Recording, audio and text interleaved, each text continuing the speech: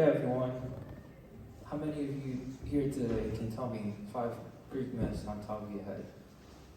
Because chances are you likely won't, because most Christians don't study Greek mythology.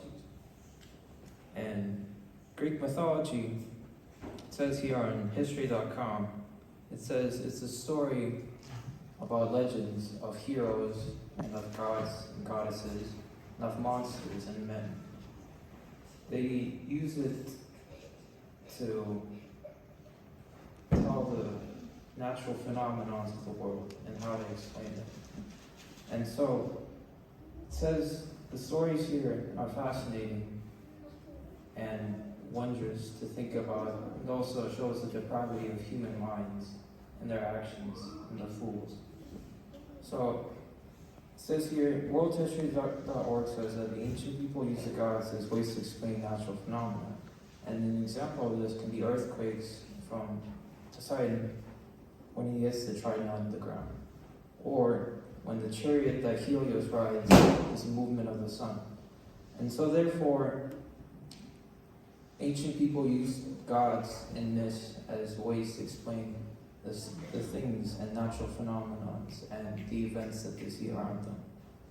For example, the Iliad is a historical record that has been embellished and used by people as a way to explain how the Trojan War came about and how the direction of it went.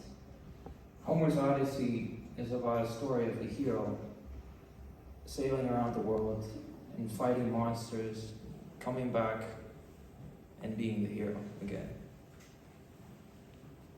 And stories of Greek characters such as Sisyphus, Narcissus, Orpheus, and others such as like them show that humans also have a distinct quality of tragedy to them.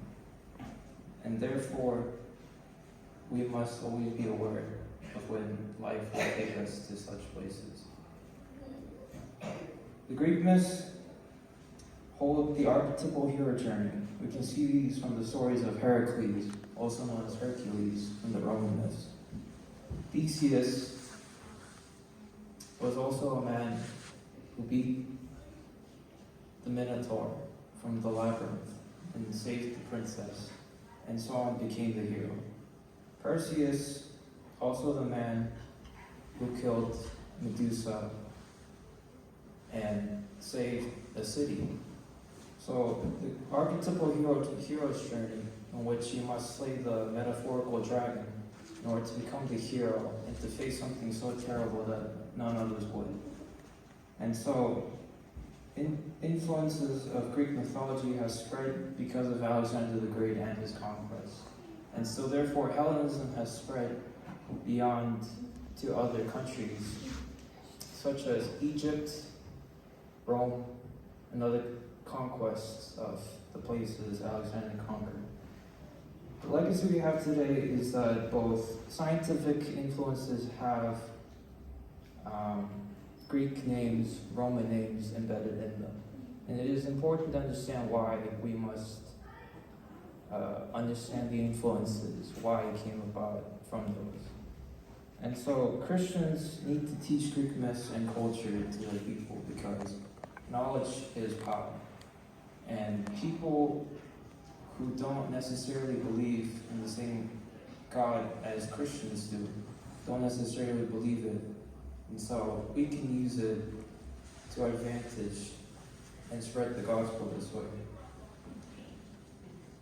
Not only can we spread the gospel, but we can learn about their culture, human nature, and fascinating stories that people have come up with. And the roots of democracy and other things have come past from ancient Greece and, as an extension, Greek mythology. Thank you.